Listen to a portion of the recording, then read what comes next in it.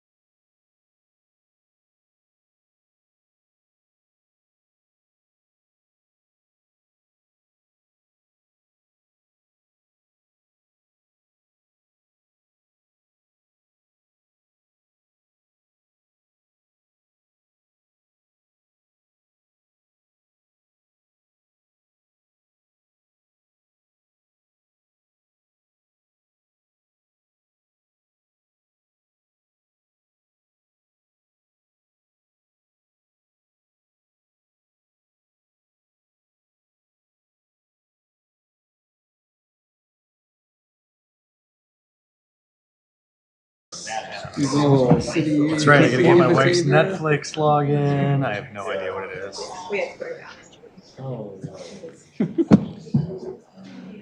Okay, let's start this meeting. Call to order the Committee of the Whole meeting for November 4th, 2025. This is our first budget meeting. First item on the agenda is roll call. Barraza. Here. Lancy. Here. Beck. Malay. Here. Malone. Here. Solfa. Wolf. Here. Barron. Here. Lehman. Here. Lohman. Here. Pieper. Here. Fehrenbach. Here. Anderson. Here. And I apologize, is it White? Here. White, okay. We'll get you that in So it's 12. We have the necessary quorum to conduct business. And item 2 will be a reminder to please speak into the microphone if you're up there using the microphone this evening. And then do we have any items to be removed, added, or changed? Do not. Nothing? Okay. Matters from the public. Anybody wish to speak? Nobody's online. We'll go right to the consent agenda. I don't know. I don't see anything. So we'll go right on to the regular agenda, 6.1, 2026 City of Batavia Annual Budget. Thank you very much, Yours. Chairman Wolf. Here we are beginning our discussions of the City of Batavia 2026 budget. And I would just like to start off by thanking our staff. They work really hard to put this budget together. It is a tremendous amount of information that is poured over line by line each year, and not only to try to predict where our expenditures and revenues are going to end up in the current year, because this will establish the amount of reserves that we have going into next year, but then also doing all the planning necessary to make sure that they are keeping up with the items that are identified in our strategic plan, that our utilities are focusing on the needs of the infrastructure of our community. And just want to acknowledge that there were a number of people due to retirements and reorganizations of departments that were new to the budget creating process this year. And so there was a learning curve there. And I just also, the finance department does the heavy lifting of taking all that information, asking the hard questions to make sure that we get at a budget that both accomplishes what we need to do, but also has a focus on the financial responsibility of the public funds that we use to provide the services that we do. And so I want to thank Peggy and her team as well for their part in putting this budget together. My role here tonight is I would like to just give an overview of the philosophy of our budget, where we stand right now in terms of being able to meet the current needs with the budget that exists, and then a plan for moving forward. So the first thing I'd like to share with you is the budget from a strategic perspective, that our aim with this budget is to maintain and improve police, fire, and municipal services for the community while addressing rising labor and material costs, but supporting long-term growth and infrastructure, and all of this being guided by the 2024-2028 Strategic Action Plan and community input. There are arrows between all of these because they are all interrelated. We are unable to continue to maintain our levels of service in the community with the previous revenues that we have available to us. And so part of what we'll be discussing tonight is, in order to maintain those service levels, and then also take measures identified by our strategic plan of ways in which we want to improve those service levels in the future. This budget plans for being able to accomplish those things.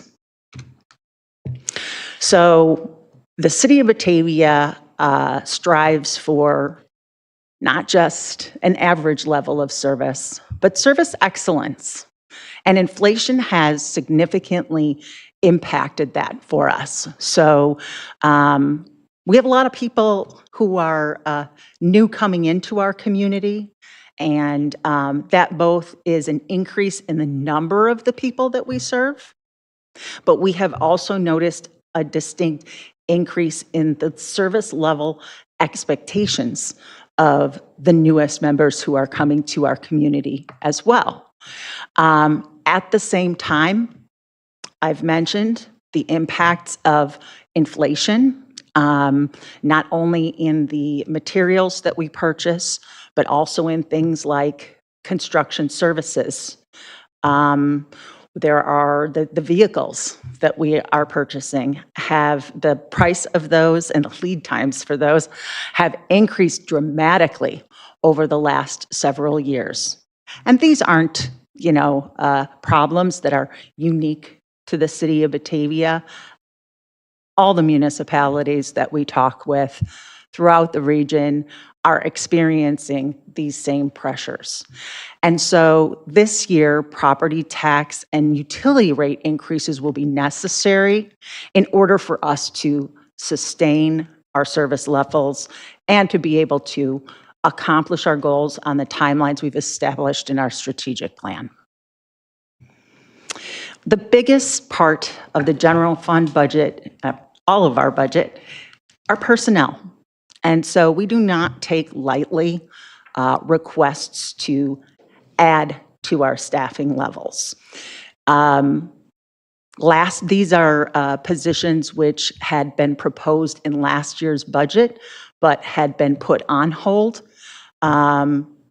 last year, and we knew that we were going to consider them in this year's budget. These positions are mainly supporting public safety in our community, a reflection of the way in which our community has grown. We have a number of new subdivisions, new senior living communities within our community that demand more services. The addition of 2 police officers only brings us back to the same number of sworn personnel we had back in 2010.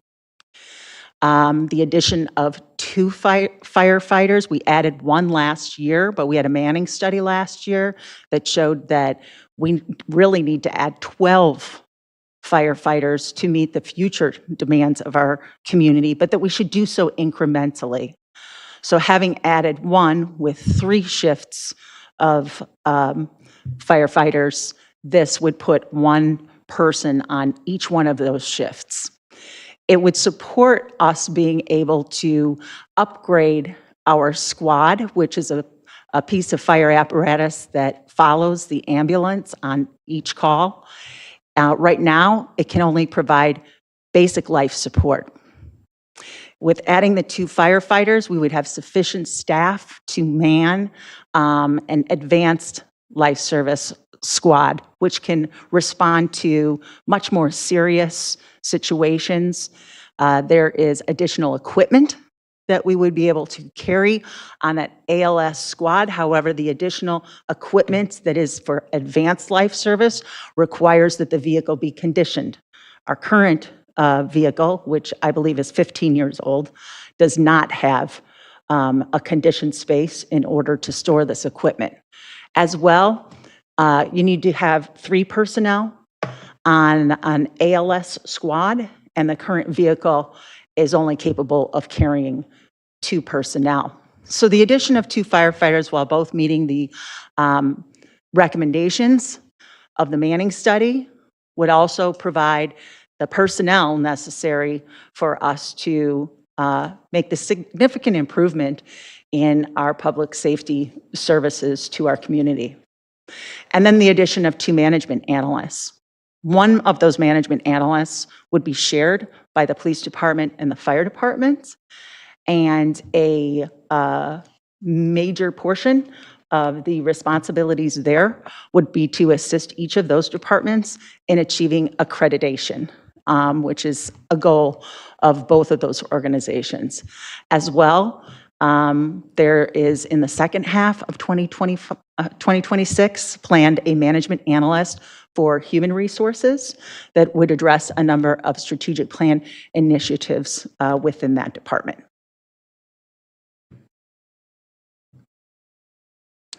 So one of the increases to revenue that we are proposing with this budget is in order to start saving for a new public safety facility for the police department. Based on the 2024 space needs analysis conducted by FGM Architects, it was determined that the current facility, it would be very difficult, if not impossible, and the investment that would need to be made to turn their current facility into one that is suitable and appropriate for the needs of a current modern police department and serve its needs for the next 30 years, we're really looking at having to build a new facility. And so in an act of fiscal responsibility, we want to start creating a savings account, if you will, utilizing an additional 0.5%, 0.5% home rule sales tax increase.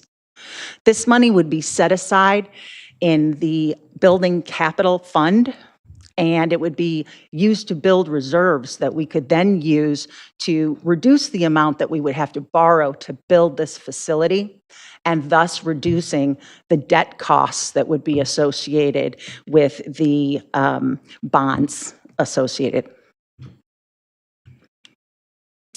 And property taxes. We know that we had a deficit budget last year. And so in order to get this budget back to a balanced structure, we are recommending 2 property tax rate increases, the first in 2026 of adding 10 cents, which would bring our rate to 86 cents per $100 of EAV, and then doing the same in 2027. The impact for the resident in a $400,000 home would be about $125 per year, or $10.42 per month. And this still remains near the average for similar Chicago area facilities. Here is the property tax rate history for Batavia. You can see that it has maintained a very low level for a number of years. Since I began here in 2016, City Council has acknowledged that at some point in the future, due to the plans that we've established in our strategic plan and as well as other plans that we have, that at some point this was going to need to be raised. But we've done that. We've put together those plans. I think that we've done a good job of articulating this is an investment, and it's an investment being made just as the city is on the precipice of some significant development and growth. I talked about comparing our rate to the rates of some other Chicago area communities that we compare ourselves to. And in order to do a fair comparison of apples to apples, we have added in the fire district amount for those municipalities that don't have a fire department, but they have a fire district. And so you can see there that raising our rate from 86 cents and then to 96 cents simply puts us in the middle of this pack. In addition, we have utility rate adjustments. Talk about electric first. This is our first increase since 2015, so in 10 years. I know that we have a study underway right now, and part of that is going to be a cost of service study as well as a rate study. and there may be further changes that come from that. But we know that this 3% increase is already necessary because we will have in 2026 to issue $5 million in bonds for the reliability improvements that need to be made. And this increase will assist with servicing that debt.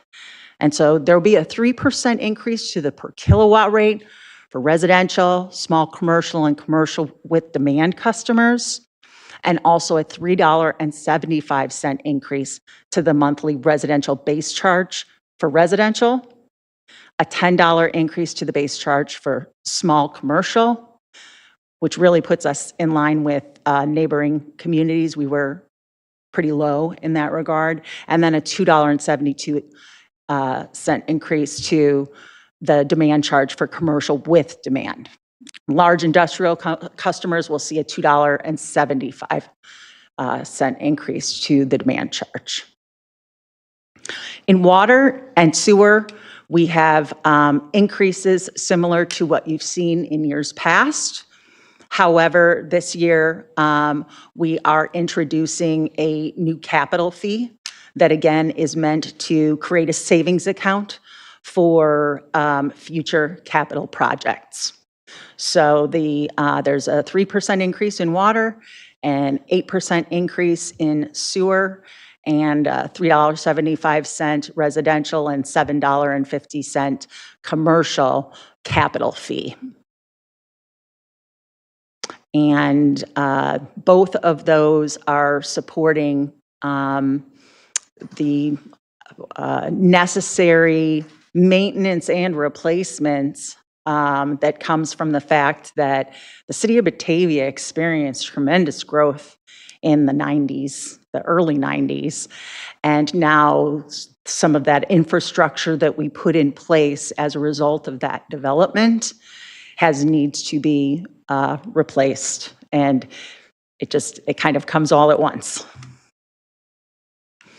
So our budget that we've put forth is we want to demonstrate the fiscal stewardship and that we're investing in the long-term success of our community. The themes here are public safety and our infrastructure. We're building reserves to try to avoid future debt and cost spikes. And our strategic plan was put together with tremendous input from our community first in order to identify the priorities that they said were important to the future growth of the community. And it positions us to remain strong, vibrant, and efficient. This is a slide from back in June when I did the presentation about how we build the budget. And it reflects two different paths that might be taken. And we definitely see this amongst different municipalities out there. You know, there are those who take a look at the economic environment, both locally and nationally and globally, and say, now is the time for austerity. And you can see, you know, they focus on cost containment. They don't implement any taxes or new fees. They may, because they don't, they may have to have service reductions. But there's long-term risk associated that if you defer what you do today, it will surely cost more in the future. And we're seeing that those increases being higher than they ever have been before historically. And so the messaging framework there is we're just going to live within our means until it feels comfortable to be able to grow. The plan that's been put forth in our strategic plan shows that we have a strategy for growth in our community. To do that, we need investment that may include new revenue sources. Services are expanding. It's costing more just to maintain the same level of service. And while we may have higher near-term cost, we're looking at long-term savings because paying for it today is costing us less than paying for it tomorrow. So the message framework there is invest to meet needs and avoid decline, but it's an investment in growth. And for those who are watching online, this is where you can find the full fiscal year 2026 budget and documents. In addition to the budget, we will also be posting any questions that come from City Council and the responses to those questions for the community so that they can see those answers as well. And thanking you all for the tough decisions that you all have to make, and let you know that we appreciate your leadership and your support. And we are happy to answer any questions that you might have. Alderman Malone? Yeah, I'm sort of just thinking, just some clarifying questions real quick on the utility rate side of things.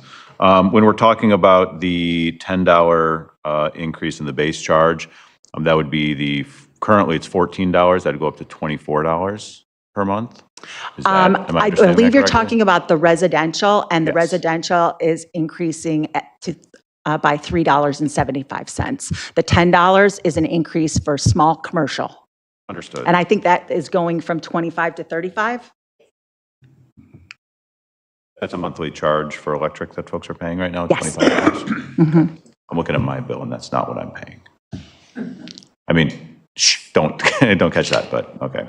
I think maybe I'm misunderstanding then. Where is that rate found on an electric bill? It says monthly service charge Okay, so that $14 I'm looking at, will change to $17.75. Correct. gotcha, understood, thank you. And related to that, I haven't been here for a while. I know for a long time we were always hearing we were paying too much to source electricity from Prairie State. Now I'm hearing we're making money from Prairie State. Is that correct? Peggy, do you want to speak to that? I mean, we Money? make money when we can sell it back, Right. because the rate that we pay for Prairie State Energy is less than the market rate, and you've heard the escalation for what it costs people to buy capacity. And But we're still at an extreme net loss for the whole project, correct? No, actually, our costs are, because of the increased capacity costs, we thought we were going to have to pass on higher costs to the customers. We had talked about that earlier this summer, that the capacity costs were increasing. But because we're able to sell capacity in MISO at a higher rate, because the costs are higher there, we haven't seen increased costs for power that we thought we were going to experience. So we have been able to keep the PPAF level. But we knew the last 2 years that we needed a rate increase in electric because we were drawing down the reserves because of capital improvements. So these utility rates increasing are related to infrastructure improvements, not necessarily the cost of power. Infrastructure improvements, though, in Batavia, not infrastructure improvements at the Prairie State campus, correct? Right. Right. Batavia never pays Good point. directly for capital improvements at Prairie State. It's all through our NIMPA bill. Anybody else? Broader budget in general, are we fully opened up here? Open it up Okay. for questions. Looking through the budget data, you project property taxes and sales taxes for the next year. For the general fund especially, do those reflect the proposed increase in those already? Yes. Okay. For the sales tax, I guess since most of that is going into a special fund, because it's a 50-cent increase, or not 50, a 0.5% increase. Half of a which- percentage point. Yeah, which would be like basically a significant increase to our current amount we're collecting, because right now it's on the home roll portion just 1%. So Overall, our rate is 8%, so our Right, rate right. is going to be going from 8% to 8.5%. that's right. But I mean, in terms of what the city collects, it is going to be a substantial We collect increase. 2, Yeah. So and it'll be 2.5. So that'll be a big jump, and I didn't necessarily see that in the general fund sales tax increase by an equivalent amount, but I'm guessing it's going Right. to a separate fund. I didn't see It is, it's in the building Right. capital fund. And so that there, the number is 1.2 million, and that will only be reflective of 6 months, because when this is implemented, if we provide notice to the Department of Revenue by January 1st, it's implemented July 1st. If we Okay. notify them by October 1st, it's implemented January 1st. Right. I also, just looking through it, noticed that the state use tax, which has been going down steadily over the last few years, which used to provide us a decent amount, almost about $1 million a year. Now it's like a quarter of that. Is that, what is it, where is that trend coming from? And then can we just kind of expect not to get much from that anymore? I'm going to rely on Peggy for that one. The way that out-of-state tax collection is working now is they're changing it to a destination-based tax. And so fewer people are being required to pay use tax. Use wow. tax is when you buy something from out of state, but you have to Right. pay the tax on it. So now all of the entities that sell in Illinois are required to collect home rule sales tax and the regular sales tax. So our regular sales tax and home rule sales tax have increased quite a bit. Not necessarily an exact match between what we're losing in use tax, Okay, so they kind because of it will switched really everything. depend on the purchasing habits of those within our community. Good to know, thank you. Also looking at some of the capital stuff, I need to remember. So the fuel tanks going in at Public Works, I know that's a bit of a touchy subject since we're That's a considering tough maybe a one. new location for Public Works. We just don't have a choice. It needs to be done this year. And we know that we won't have a new public works facility next year. Right. But it is a $600,000 expense. If we were to site a different building there in the future, could the fuel tanks be a useful resource for wherever that building is? Sure. But that know, might be public of safety. interest to someone who uses it there, or if it becomes another one of our facilities, we may still be able to use that there. It might be worth, considering just for the design process of that to make it actually more of an amenity for the site in general, and so that it's not like a complete disappointment when we have to maybe move Public Works if we choose Agreed. to. I noticed that you're buying e-bikes for the police bike patrols. Yes. I'm in favor of that. I just wanted to ask, are those class 3 or class 2 you're looking at?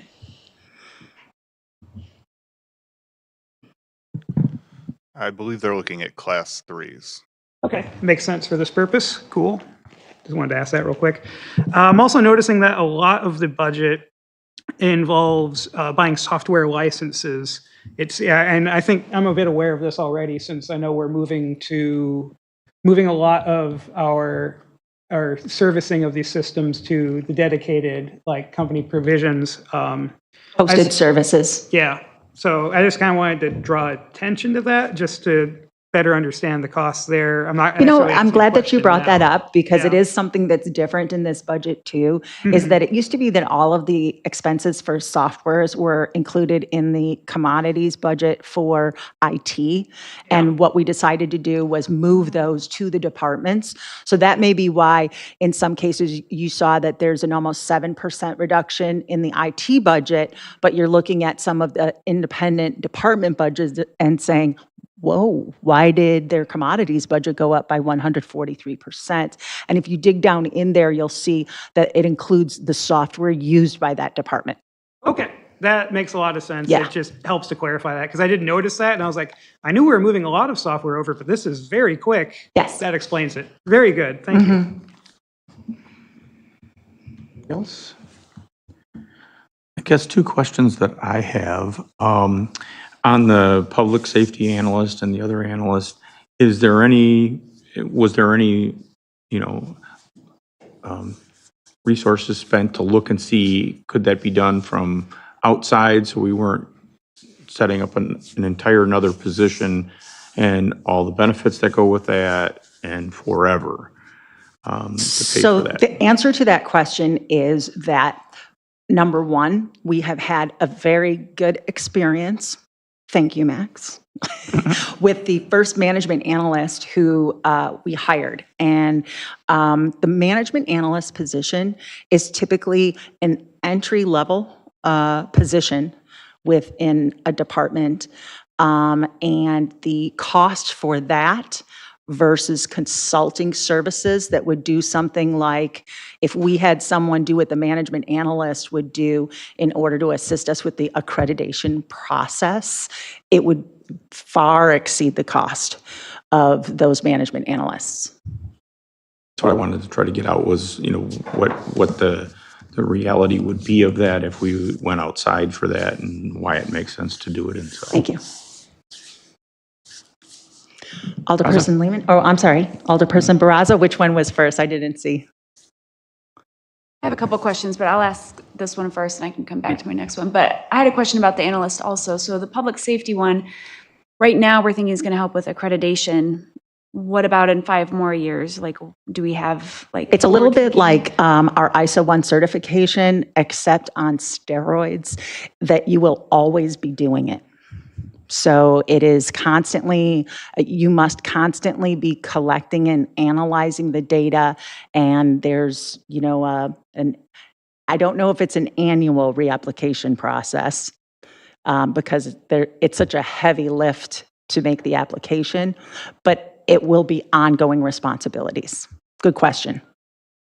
If I may, Max. I've actually been at a training yesterday, today, and tomorrow about fire department accreditation processes. So much of it is understanding your community really from a data-oriented position, looking at your risk facilities, looking at how you respond, looking at your standard of cover. And while you set that up in the first place, then it's every year and every month, you're looking at data and going, are we meeting our benchmarks? Are we meeting our standards? And so it is really an ongoing thing. Yes, you have your 5-year annual recertification, but it's the thing you're using to judge yourself and to kind of make that determination of, are we meeting the standards that we've set as a fire department, as a police department, as a public works department, as a utility, et cetera. So it's really so much of that data analysis portion that is becoming an increasingly important part of public safety services.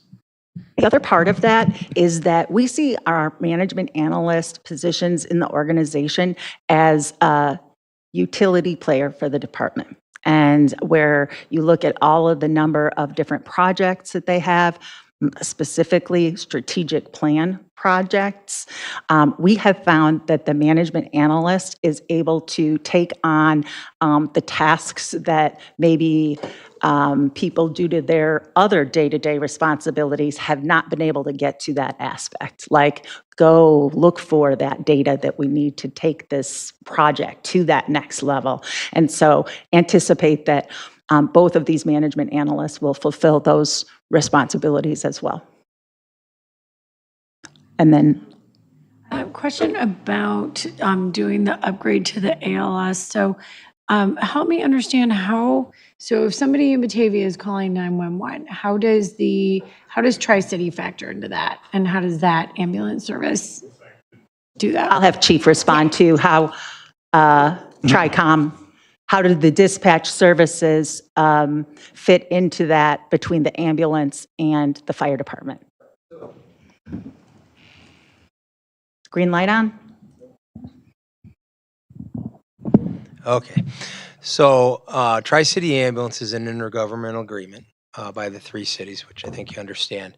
And we run 5 ambulances 24/7, 6 ambulances during the daytime as a demand. Those ambulances move up and down the Tri-Cities. So when TRICOM, who's also cooperative, dispatches that, it dispatches an ambulance that is either in the jurisdiction or in the area or the next closest ambulance. The ALS, both our engines are ALS, but our squad's BLS. The ALS unit, if it's closer to the incident or the person in need, will respond as the first responders to start the initial ALS care. Sometimes those the ambulance very often, recently, has been coming from the hospitals just because of our overall call volumes. So we have seen more and more incidents, and I have the statistics on the fact that the ambulances' response times are increasing because of a number of transports and being available out of the hospitals more than in the station or in the area of response. So the engines will go initially, and then the squad will go once the engines are out. But our call volume has increased to the point that we now have multiple calls that take those out. The problem is with the engines being the first on the EMS calls, which are the predominant number, 65%, we don't have the firefighting capability then because it doesn't have that. By having the squad as the ALS in the initial out, it'll start that initial care, that advanced life support care that the ambulance has the capability of without taking out our fire suppression apparatus as often. Alderperson Fehrenbach. Yeah, two questions. Number one, the gas tax. I know it rolls out into the home rule stuff. I know that gas tax has been decreasing as far as collections go. I also know the state of Illinois has started assigning electric vehicle owners, I think it's $100 per registration fee extra. Is Batavia seeing that money, or is that? I don't think so. No. I haven't heard anything on if we would receive anything. Well, their calculation of how they distribute motor fuel tax changes every year as the needs of the state change. So we don't really get to see the breakdown of how that works. And that's 50% of the funding we use for our roads every year. Yeah, no, I did pay that for 2 cars this year, so I know it's real. So I'll look into that. Yeah, so if we're not seeing that revenue, that is an issue. The other question I have is really just more practical. Everyone at this table, if not watching this, if not in the entire town, is hearing how AI is replacing positions like analysts and what have you. What is our rationale for hiring an analyst in 2025 when most of private industry is looking at leveraging AI to do the same functions? Max, I will, if you want to chime in on that, I'm sure that having been in this accreditation seminar, you'd be able to answer the aspects that you simply couldn't use AI in order to. So the way, I use AI in my work, and a lot of us do as well, and we have found that can help us. It is not yet at the point of replacing. And that is kind of what I experience in my day-to-day work of what I was doing as a management analyst, but also what I do as assistant city administrator is it's a tool to help me. It can help me do some research. The way I sometimes think about it is like I have a high school level intern that I can toss a task to, and it'll give me something that's meh. Sometimes it's better than others. It really depends. But it gives me that first draft sometimes. It lets me dive more into it, really polish it, and make it something that is ready for prime time. So to the extent that, an analyst is the title, it's a lot less just pure looking at data. Right. It's taking data and then transforming it into decisions, implementing those policies. Looking through what we're going to be having to do for accreditation, there's something called a standard of cover, which is basically how do you respond to all the potential incidents your fire department, your police department, your public works department could be responsible for. So that's anything from your day-to-day, traffic crash to the, worst situation imaginable. And that is what accreditation looks through. What type of rigs do you need for that? How many people, how many staff, how many mutual aid companies, how many, it kind of goes through all of that. And while it may assist in the actual data analysis and stuff, where it really struggles and AI is yet to really help out is in implementing policy changes. And that's really where that analyst role helps chiefs, helps directors kind of move that forward. So to the extent that it helps on analysis, absolutely. But there's the implementation side of it with dealing with people, changing policies, changing practices, doing training and other things, that just is not there yet. We continue to look at AI all the time. You'll see money in the budget for additional AI licenses and Copilot and other things like that. It's something we're using. It's something that is in our long-term plans, and we're working towards that. But short answer is it's a lot of the implementation side is where having actual staff helps out. And I look at things like how you facilitated both for the city as a whole and then also for the fire department in helping them to create their strategic plan. And that required coordination of community meetings, community surveys, outreach events, and then the facilitation of meetings to create the prioritization. And it required really knowing our organization in order to, for those plans to be customized just for us. Andrea has one more thing to add. So we just got our management analyst a couple months ago in Public Works, and as part of we're also doing some of the same things with public safety and accreditation.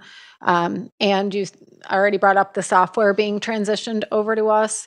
So our management analyst is taking on one of our biggest software uses for the department and being our power user and facilitating that software for us, as well as looking at other public safety tools that our public works agencies like APPA has a safety tool, so we're going to be utilizing that, as well as chemical tools that we have. So she's also going to be looking at that and coordinating all those efforts with all the different divisions. So you kind of need to be able to have that collaborative effort, and she's coordinating different contracts that we have and looking at that and going over those things. So that's something that AI is not capable of doing at this point. Final trick question, then I'll stop. Gambling revenue. So I'm looking at the reports for 2024. We only made 15 grand from gambling now? From video gaming? Video gaming, yeah. Video gaming, we make a little over $100,000 per year. Okay. Well, then forget my question. Yeah. Alderperson White. Yeah, and apologies, this might be an ignorant question, but the accreditation for public safety and the ALS, is there any additional benefit we get to having that accreditation?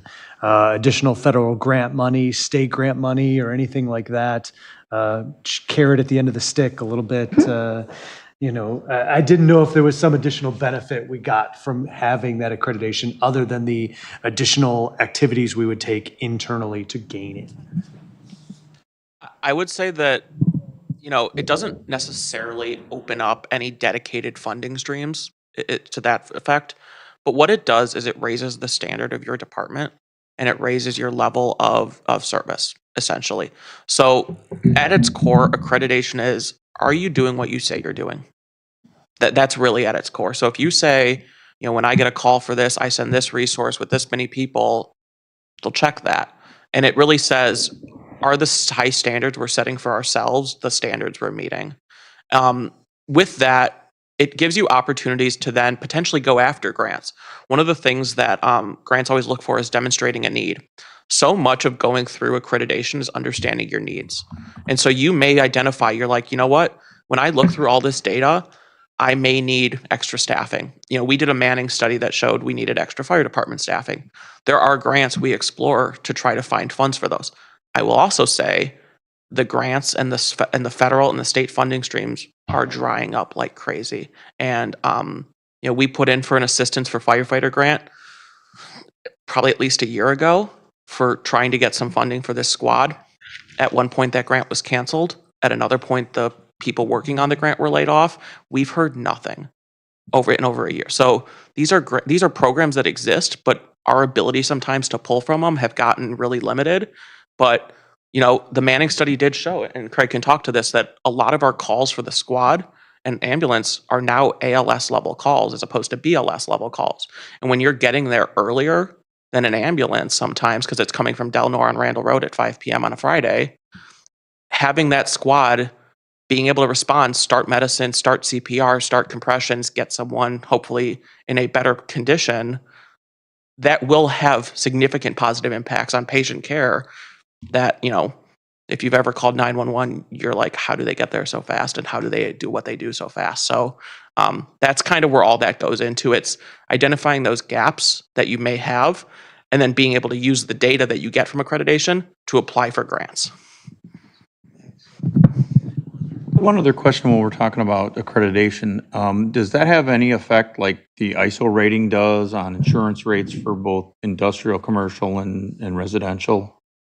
No, it doesn't, but it does support your ISO. Okay, because I know the rating. ISO rating has Right, so that benefit. data is used through the ISO organization, to determine our ISO grade. So we do put together the statistics and data, so it does feed into that.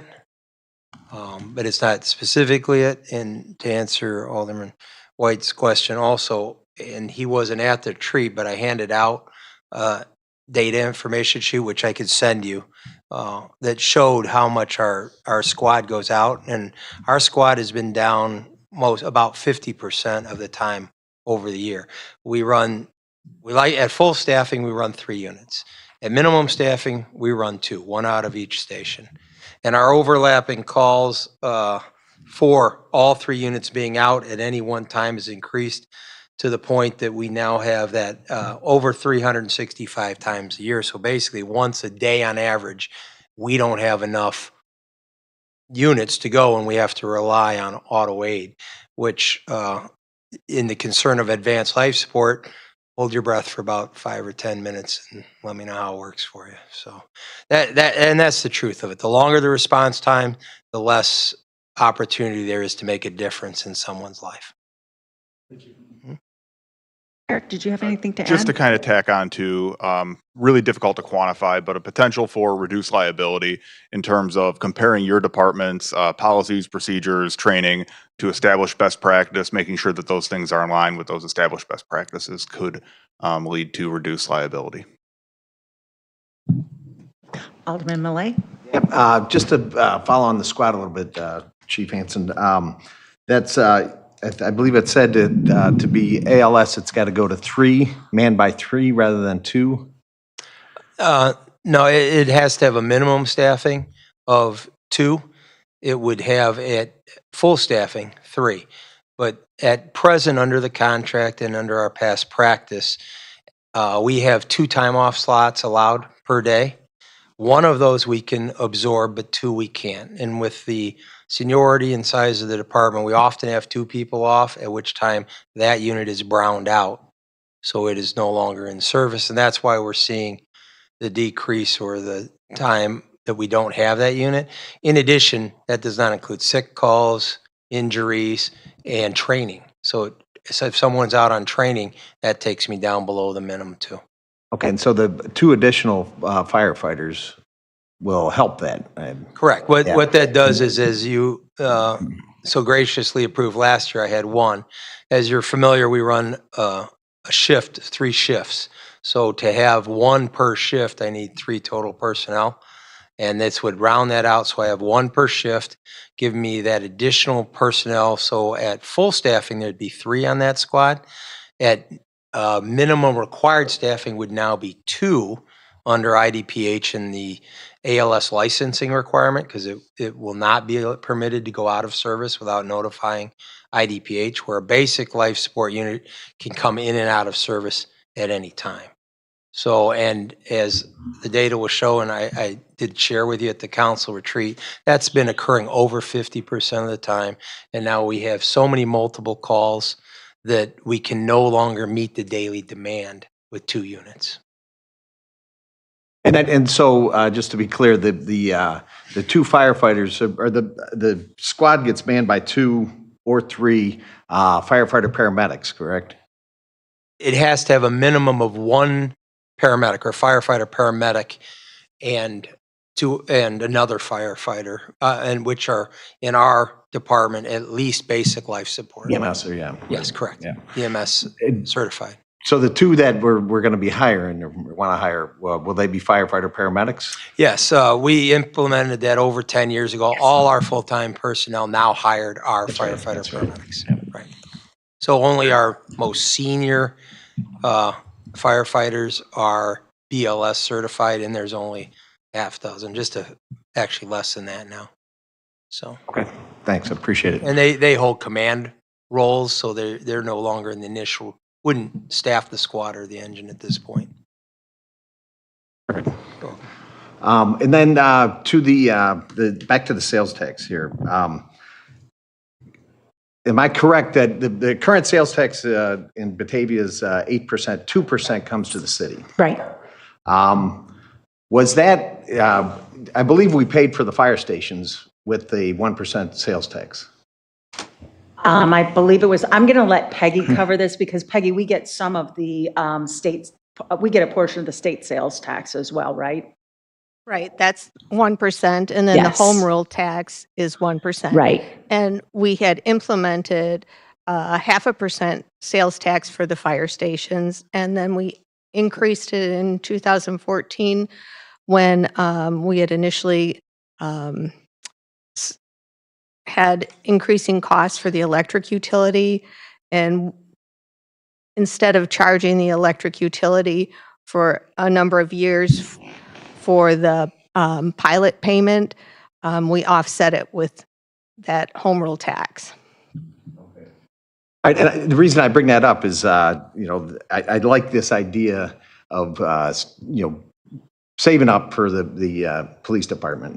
It worked very well for the two fire stations. Yes. That was a big undertaking to take, build one on each side of town. And so that was very successful. I like using that approach again. So I'm supportive. And the other thing we did when we implemented that, the additional, that 0.5 cent for it, we also wrote into it that when it paid down the bonds, that would go roll over into infrastructure. Is that how we worded it, Peggy? Do you remember? Initially, we were required to put it into infrastructure because we were not a home rule community with the first passage. So that was the language at the time. Then when we converted it to home rule, there was no restriction on it. Okay. We're still putting it towards infrastructure because we have so many infrastructure needs, but we don't have to account for it specifically going to infrastructure. Yeah, I just mentioned that because I think that that's a good idea to think about. I mean, the library did something similar to that when they paid off the bonds for the library. They kept taking that rate so that they would be able to maintain the building and the campus. So I think that that's important that we think about that and just not let it sunset or go away, but leave that there because there will be more than enough infrastructure projects that'll need money. And then I've been trying to go back to last year's, the discussion. In the end, correct me if I'm wrong, we decided to go 3 cents. What was the original proposal? Because we offset it. 6 cents. It was 6 cents, and we went down to 3, but then spent reserves. Right. In hindsight, well, we won't go there. But we're planning here that it's not just, we know next year too that right. We can't. We should have been doing this every year for the last 5 or 6 years. Yes, you're right. But there wasn't enough support for that. Yeah. 12 That's cents. all I'll say. 12 cents the one time. Yep. Or $12 right. A few years back.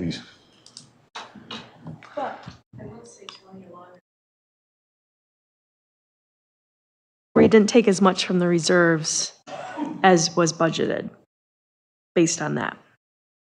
Split the difference between, instead of taking all of it. with Because you sales did tax make or some with increase. property tax.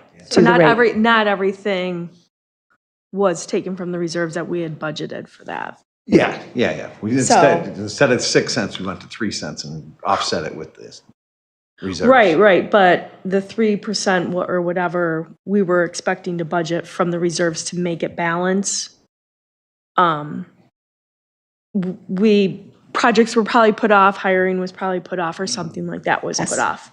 Yes. So I'm looking at we it was took supposed to be those- 23 million and it was only 6 million, or projected to be 6 million. We took 7 positions out of the budget, and that had a significant effect.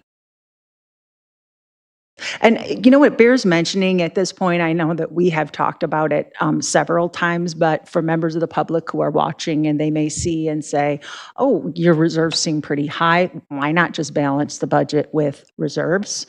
That is the equivalent of someone using their savings account to pay their mortgage or their car payment. We really shouldn't be utilizing reserves in order to pay the ongoing expenses.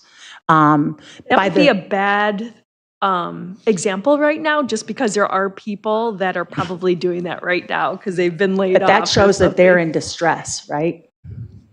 And so that is an example of, you would do that if you were in distress. And that is not the situation here. But we have been adding to reserves because we haven't had the manpower to accomplish what we have planned in our budgets. And we're hoping to correct that with this. Alderperson Malone? And so I'm looking at the funding sources tab on the great website that we have here. And I'd see our interest earnings are like down 34%. Is that partly because we took from our reserves? We're no longer earning interest on those reserves? Is that part of that, or where does that kind of come from? Well, the Federal Reserve did implement rate cuts, which means we earn less than More to do with the rate cuts than rate pulling cuts from our reserves? and available cash, Yeah. depending on when the cash comes in and what's available for investment. And I guess then my question would be, is pulling from reserves cost-free? I was trying to build a little argument here that pulling from reserves actually has a cost associated with it too, lost interest revenue. But I don't know, is that actually the case in municipal budgeting? Well, sure, but because our available cash would be lower. Great, thank you. Back to the reserves. Looking at last year's budget, the numbers for days operation are very similar to what this budget is producing. The exception being that electric has a little more this year. But I think that's important to have that reserve and that measure of days operation in schools. Illinois State Board of Education requires or judges districts on. That's one of the criteria, days cash on hand, they call it. Right. And that's a telltale sign of the health of an organization. It sure is. And to the extent that it is a little bit maybe larger than we need as we look to doing things like building a new police department, that is also funding. That's what you use your savings account for, to put more of a down payment on to reduce the size of your debt and reduce the costs of borrowing money. And I would just like to add, the electric utility has additional days because of the $5 million borrowing. Yes. Oh, that would do it. Yeah. Alderperson Fairmock? Just a quick question. So if I'm watching from home and we have 9 people watching, so hello, we know you're there. I'm going to sit there and I'm going to go, hey, we just redid City Hall. Was it 5 years ago, 4 years ago? Not even, we probably completed the project 2 years ago. 2 years ago. So why didn't we take care of the police station when we did that? And I know the reason, but just for people watching. Sure. No, I'm very happy to answer the question.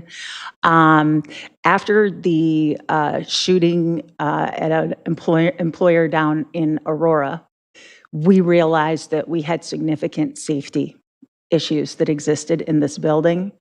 As well, we had environmental remediation that needed to be done. And also we had city services that were public facing that were on the second floor. And, typically it's older members of our community who are coming to utility billing. It just made more sense for it to be downstairs. Very little aside from remediation and the creation of a conference room, flipping the detective space with a conference room to make it more efficient. That was really one of the only projects that we did on the police side of the building. So while we did have City Hall improvements, it didn't address the issues that were identified by the FGM architect study. Those issues, if I recall, number one, they're out of space, like Yes. just physical space. And part of that is the need to keep physical records Yes. for at least 7 years, up to 30 years, right, for the detective's entire career.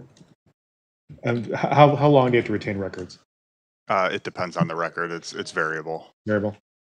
So we're running out of space. Also, the facilities that we have not been updated at the police station since the 1990s. Is that Correct. Okay, and I know, me being a 50-year-old man, to me, 1990 was, 2 years ago. Right. That's not the case, right? 35 years ago, right? And then thirdly, the nature of policing has changed. It's no longer what it was. Significantly. 35 years And the ago. training required?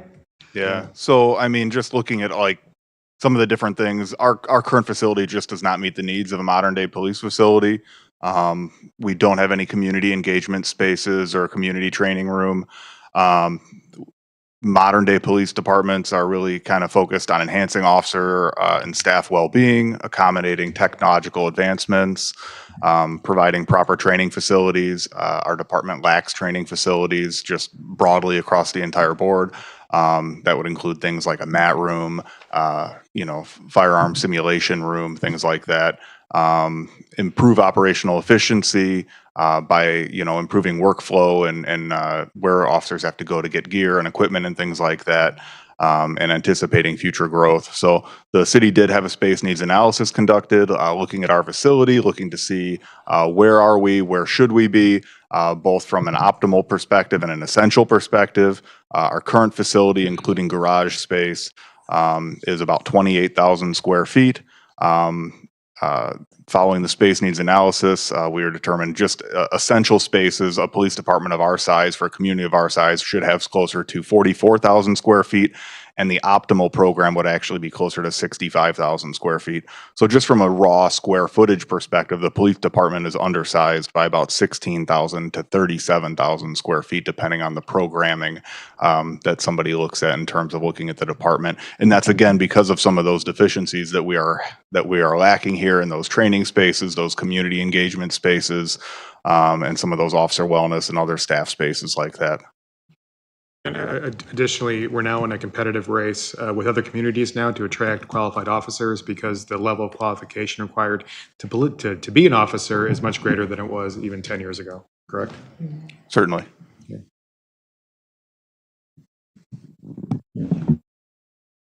I have a few questions, and some of it might seem a little obvious, but maybe I'm just thinking more of our constituents who might be Sure, paying attention absolutely. or watching or. I appreciate those.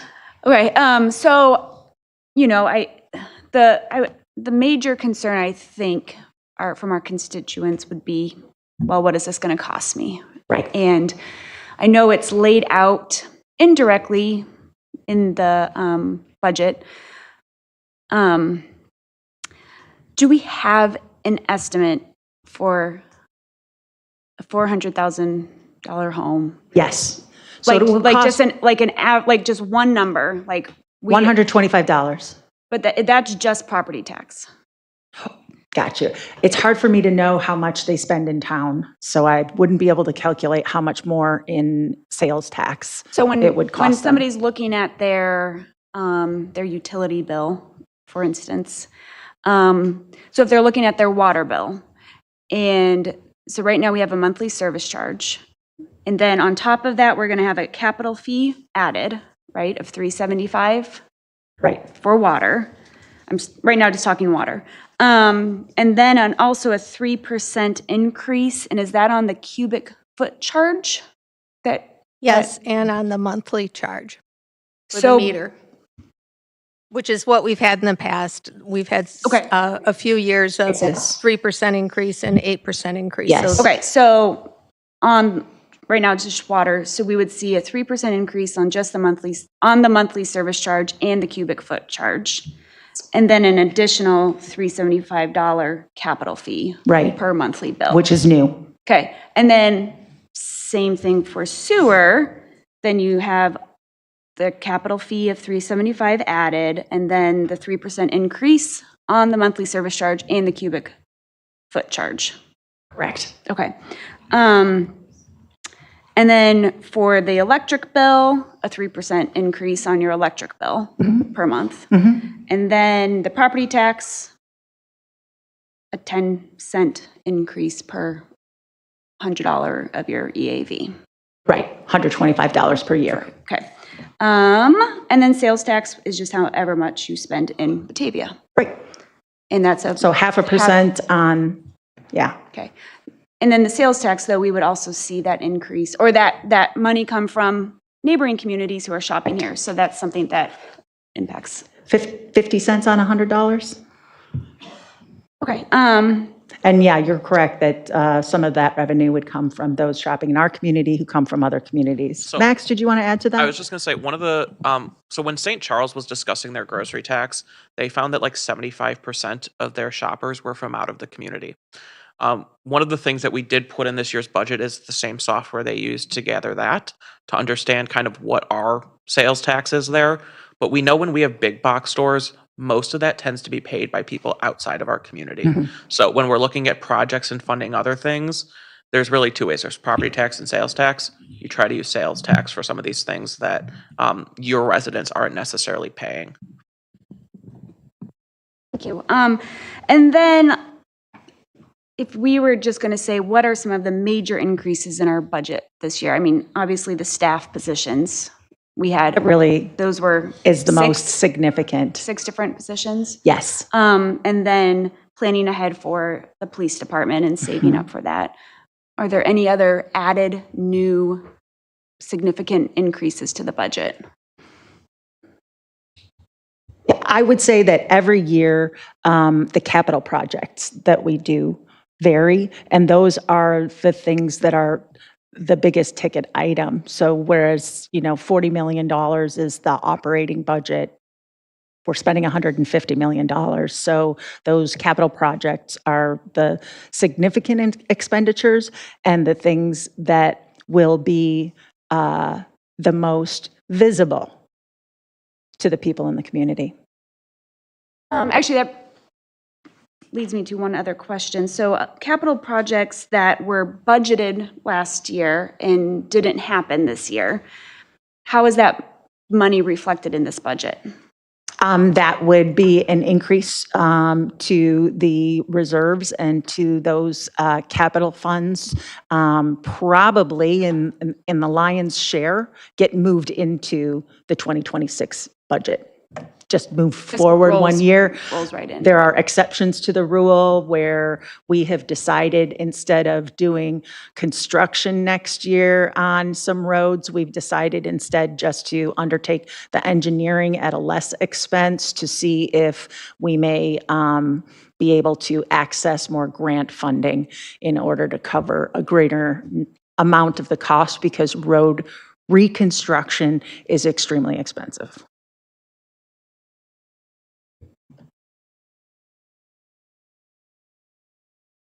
Andrea? Some of the capital funds, I know from Public Works, we have a lot in vehicles, and I believe other divisions do as well. So some of those numbers may not have come to fruition because we were waiting for that. So I know we've had different discussions throughout the year on that. So you'll see shift of that too. Last night we talked about the emergency repair that was needed to the Vector truck. Vector truck is in need of replacement. We'll be ordering that next year, and it's $600,000. That is a shared expense between our water utility and our sewer utility. Back. Quick questions. So as a long-term homeowner in Batavia, I know when I got every year I got my bill, but prior to being an older person here, my first question was, did my overall amount go up or down? I mean, I rarely looked at the overall pie. I just said, did my number overall go up or down, right? Understanding the Batavia School District went ahead and retired some bonds, so people did see a savings this year. My biggest question would be, did I just lose that savings due to our increases, or am I still going to save overall compared to last year?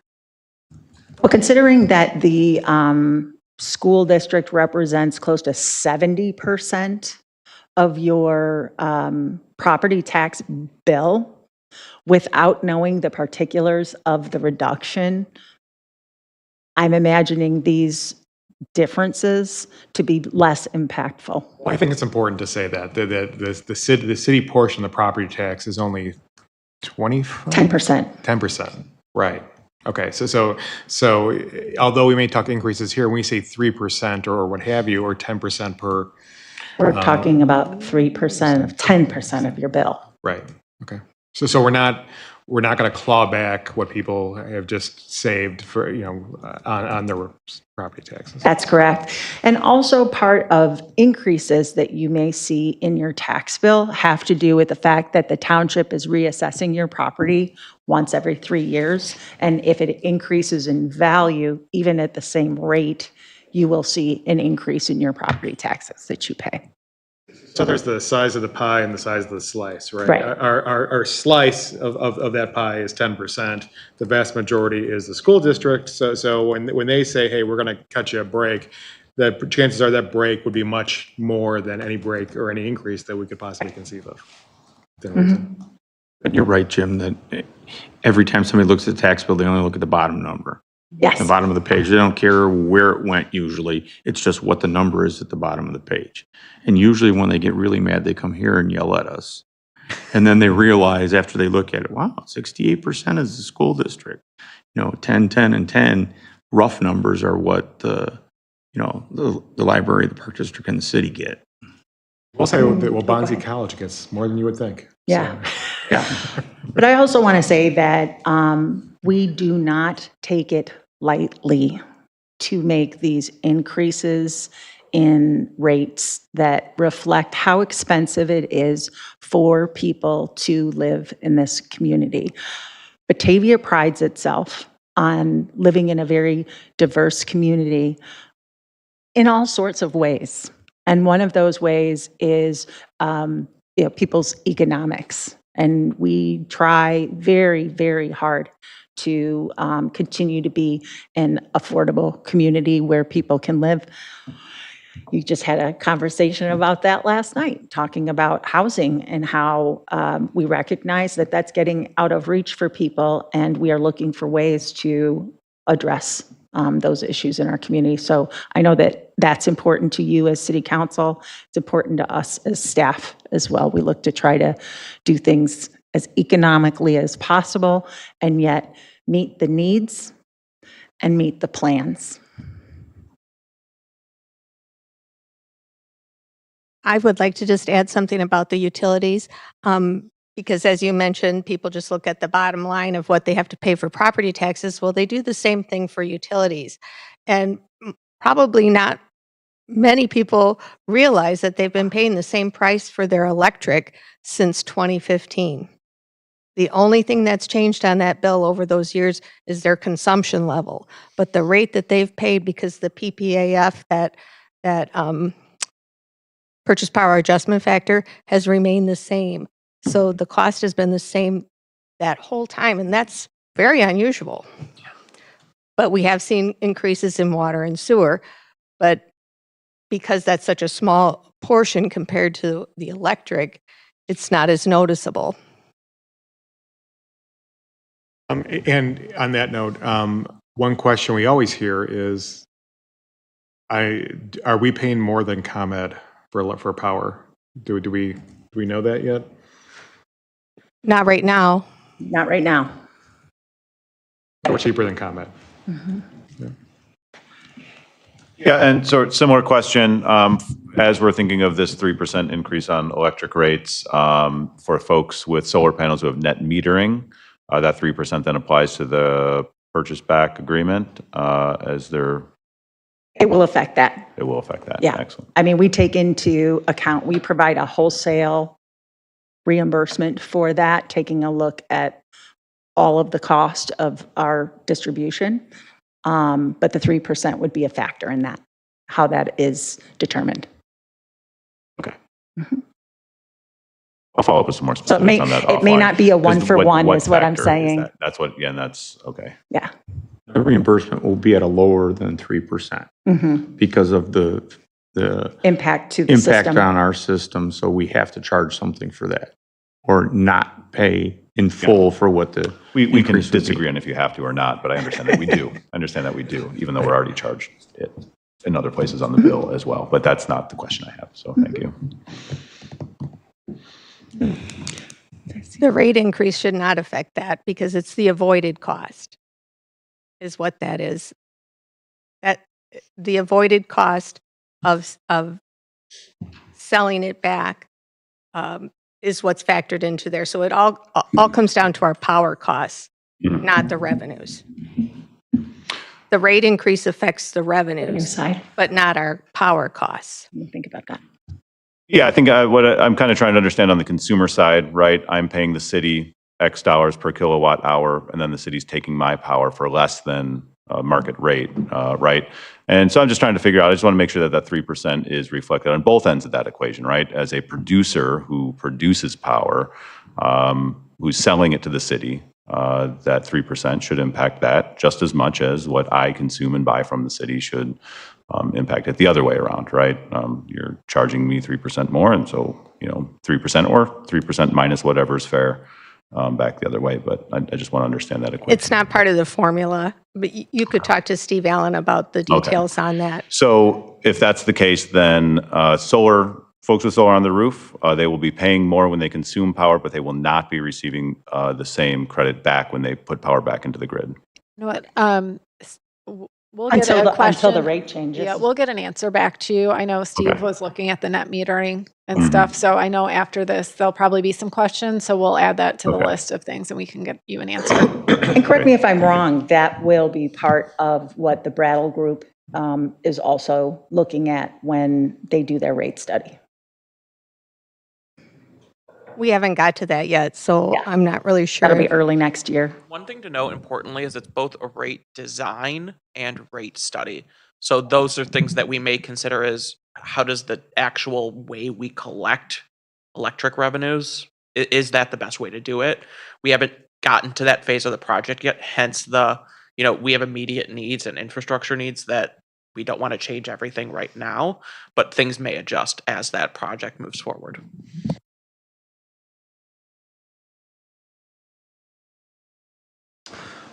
Yeah, I think it's just worth making note that we have fought this tooth and nail as a council. Previous councils, I would say, not everybody, but I think there was a conglomerate of folks that wanted to do everything we can to protect our constituents and their pocketbooks, and didn't want to raise taxes at any way we could. So this, for those listening, watching.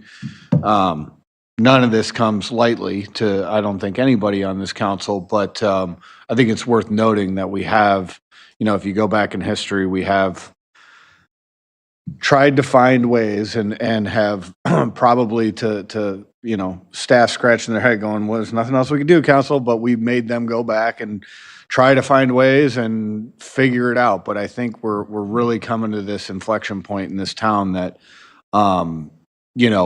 I'm going to love to see what the school district does with some of these new neighborhoods coming up, and our schools are packed. I don't know what we're going to do with some of that, so that'll be interesting too. And I think it's worth mentioning that, this is part of what I was mentioning last night in terms of the blowing up before we can kind of come back to our core and do some of the wants that can't really get done. When we don't have the money. And so, this is, I hate to say this because I'm not a raise your taxes guy at all, but I do think this is a potentially a very necessary thing to do at this point in our town on a lot of these things. And I know it might, to the general public, sound like a lot, because there are kind of increases across the board. But, and I tend to agree with Alderman Millay and Alderman Wolf that we probably should have been a little more ahead of this in previous councils. But again, we did everything we could to fight and keep that tax rate low so that we had a good reputation on that side of the coin. Unfortunately, our school district continues to raise taxes typically every year. So we get left by the wayside and their taxes go up regardless. So, this is all going to good things. I want everyone in the public to know this is for, high-end improvements that are going to last us a long time that are just unfortunately coming to fruition a lot of all at the same time. And admittedly, some of that falls on council and previous councils. So I just thought some of those things were worth noting. I'll just want to comment, nobody likes increases. But the way this is structured, I think it's, I appreciate what's been done. Only portion of it is taxes. The sales tax, and like you pointed out, Max, thanks for pointing that out, sales tax is a great way to tax people that don't live here. So that's good. The 10 cents, yes, that will be 125 on a $400,000 house. That is an increase. The bulk is in the utilities. Throughout the course of the year, it'll be maybe twice or three times what that tax increase is. But that's not a tax. That's a rate charge. That's a fee. That's something that individuals can mitigate their utility costs by being better consumers of utilities, and so it's not all tax that we're doing this. Yes, they are necessities. Yes, it is an increase, but it is an increase based on your usage. So it's a rate and not a tax increase. So just like the bag fee was a fee and not a tax. So those rate ordinances will be brought next Monday at the Cal meeting. Andrea will be bringing those, and we'll have some comparisons for you on different consumption levels so that you can see what the impact will be to some different types of consumers. And Alderman Malone, I apologize. The 3% will be factored in as far as calculating the differential. Thank you for following up on that. Had to think about it for a minute. Makes sense that it would. Thank you. And I think it would be good too if we have, what a ComEd rate is for residential. If we can do that, to have it as a comparison when we talk about what our rates are now and what they will be after the increase.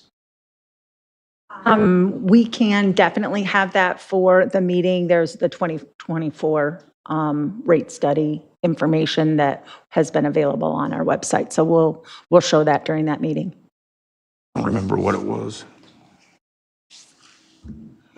Any other questions?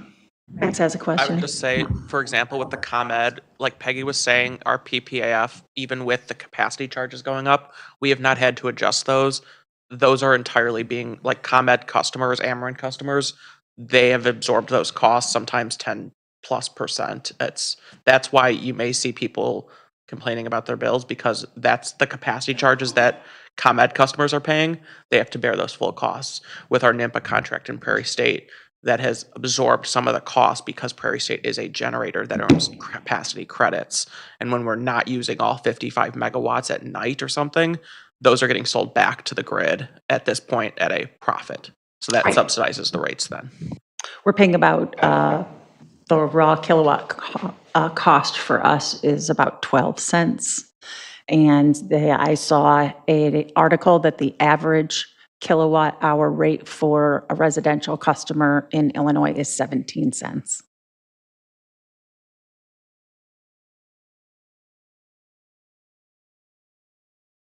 Easiest way to reduce my bill is let my kids move out.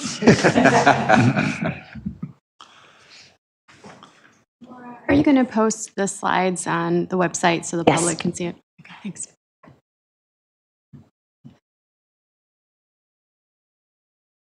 Anticlimactic tonight. We're not even at 8:30 yet. I feel like I just want to sit here for 5 minutes. I think we could drink.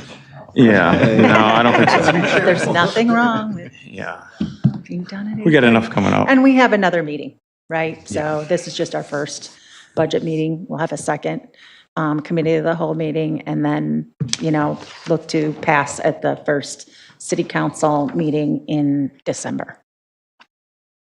Yeah, and the one question that I've had too already, when some people have seen this, that they, want to ask questions already, I just direct them to the website, let them find information. If they can't, then I'll get back to them. I look at this and think of, over the years where we didn't raise our rates, we didn't raise the tax rate, we used our reserves, and I think we've gotten to the point where we realize we can't keep doing that. And that, to me, is one of the easiest ways to explain that. we need to make sure that we do have the reserves. 10% of what the new truck costs for the vacuum truck is a repair, you know, and not an uncommon repair with one of those when they break.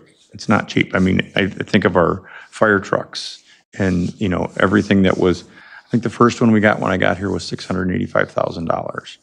And then about 800 or something for the first ladder truck, maybe $1 million for the first ladder truck. It's going to be $3 million the next time we buy a ladder truck. It was 800,000 in 2006 is when we bought that ladder truck, Yeah. and we're still using it. Right, and the one that we bought as Make 'em last. the one that we bought as a backup is probably better shape for mechanically and repair costs on it than the newer one we have. That was a good investment at $55,000. Yeah, Oh, wow, yeah. and it's a great backup, and when we get the other one, we can decide which one of the two we want to keep for the backup.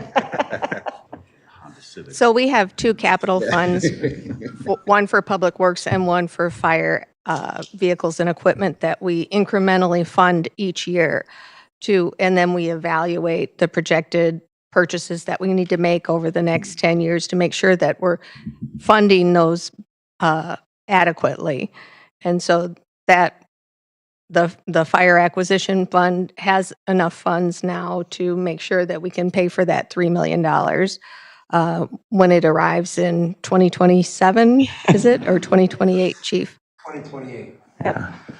Only takes 5 years. The lead times on some of this stuff to me, after being here long enough, it's just unreal right now. That's what the consolidation of the ownership of the manufacturer and also all of their tiers of suppliers has done. That's my business. So if I could just give a couple of housekeeping updates. The utility rates ordinances will be next Monday, as well as our property and liability insurance renewal. On November 18th, we'll have the public hearing on the budget. And then on November 25th will be the public hearing on the tax levies. We cannot have the public hearings on the same night for budget and tax levies. And I added the truth in taxation notice under the funding sources tab in the budget, so you'll see what that's going to look like when it's printed in the paper. And we can pass the budget on December 1st if you decide that's what you are ready to do. However, we cannot pass the tax levy ordinances until the 15th because there was a change in the law that requires you to post it on your website for 30 days. They said you could still pass it if it's less than 30 days, but I'd rather make sure that we follow everything to the letter and not pass it until after 30 days. So we just posted that tonight in the budget book, and then we'll post it in a more central place where people will see it if they just go to our website and can click on the link. All right, if there are no other questions, we have a couple other things, project status or other business. Do we have anything? Nope. Motion for adjournment? Second. Clay and Lancy second. All those in favor? Aye. All right.